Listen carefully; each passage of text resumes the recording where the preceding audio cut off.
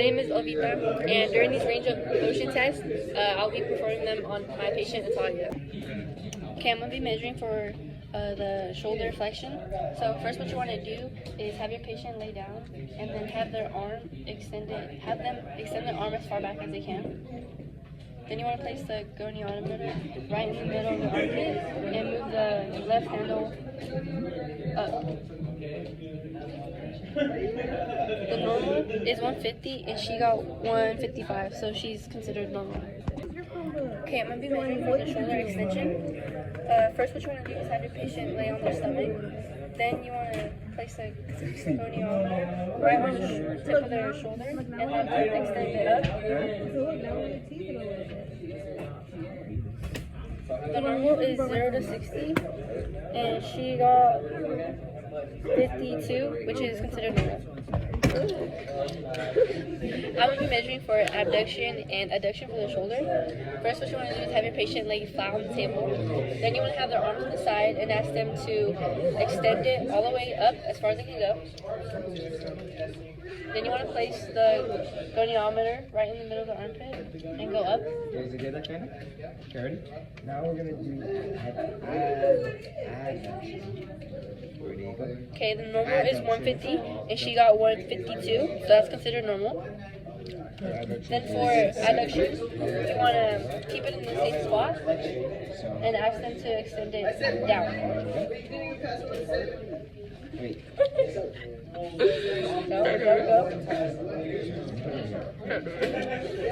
The normal is 30 and she got 32. That's normal. Okay, I'm going to be measuring for extension and flexion of the elbow.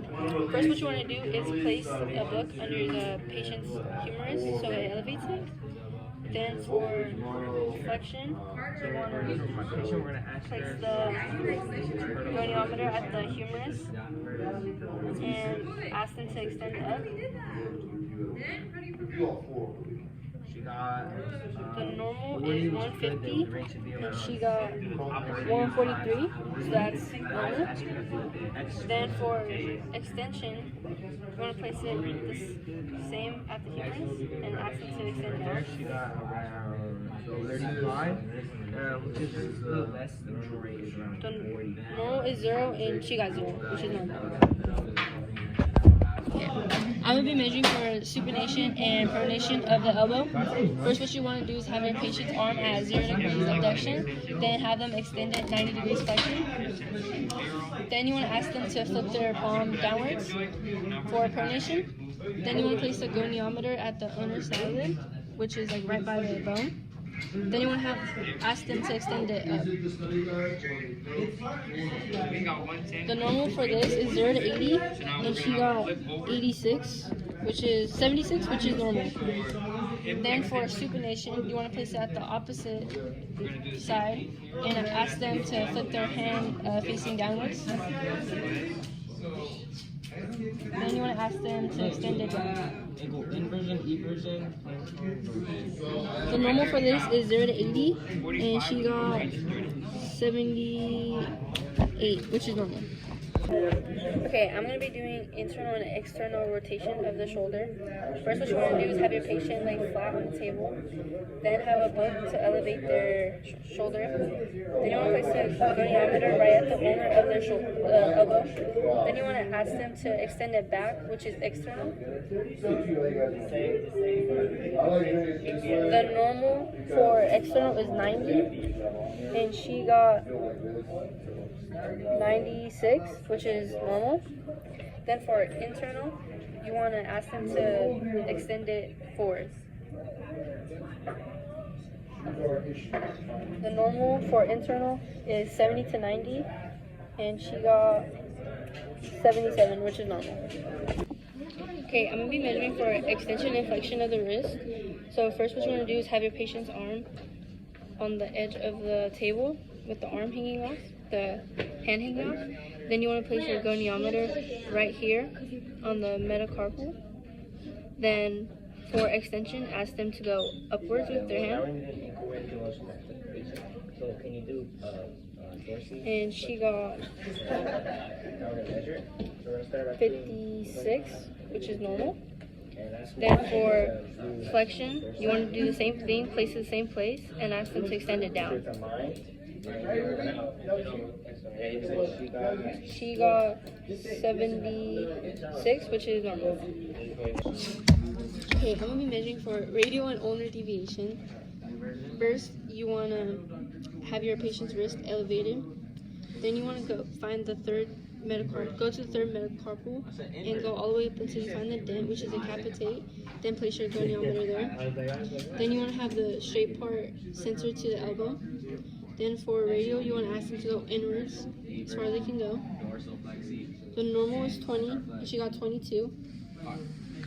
Then for ulnar, you want to place it in the same place, have it centered, and go out.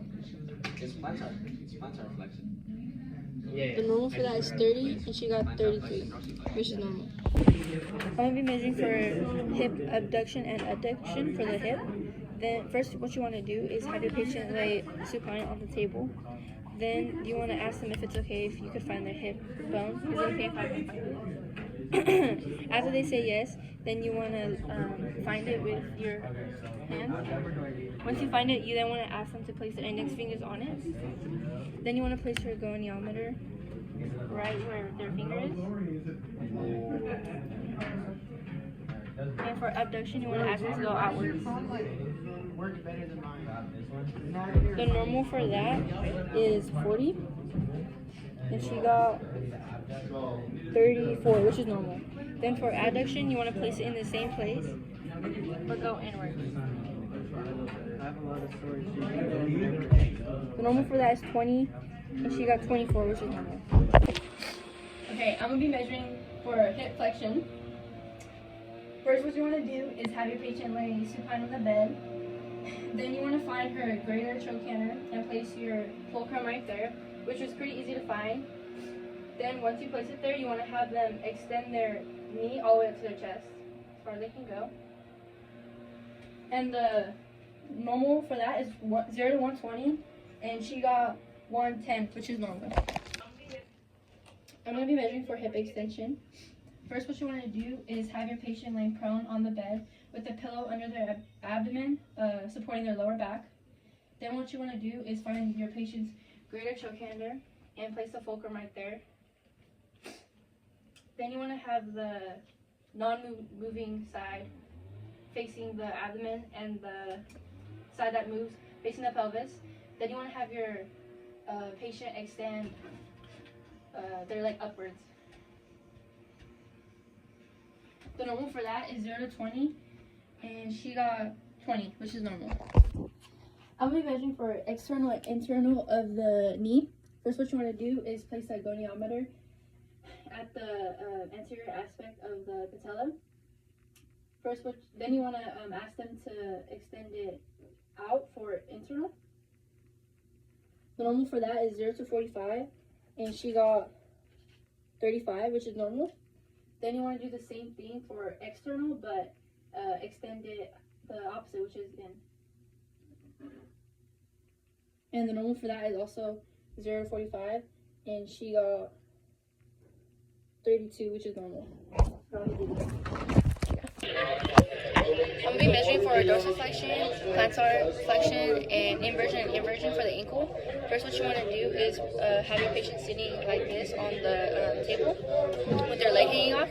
Then you want to place your goniometer right here with the non-moving hand facing up the fibulars. Then you want to have your other hand facing down and have them rotate it inwards. Wait, no, that doesn't make sense. Doesn't make sense. I'm going to be measuring for dorsiflexion, plantar flexion, and inversion for the ankle. So first, what you want to do is have your patient sitting like this on the table. Then for dorsiflexion, you want to place your goniometer right here with the non-moving handle facing up towards the fibular. Then the moving handle facing down. And then for dorsiflexion, you want to ask them to extend it upwards. The normal for that is 20, and she got 15, which is normal. Then for plantar flexion, you want to place it the same way. I'll go downwards with 3. The normal for that is 20, and she got 22, which is normal. Then for eversion, you want to place a goniometer right here, facing this, the non-moving one facing up, and then ask your patient to go inwards for inversion. The normal for that is 35, and she got 35, which is normal. Then for eversion, you want to place it the same way, but go the opposite way, so outwards. The normal for that is 15, and she got 12, which is normal.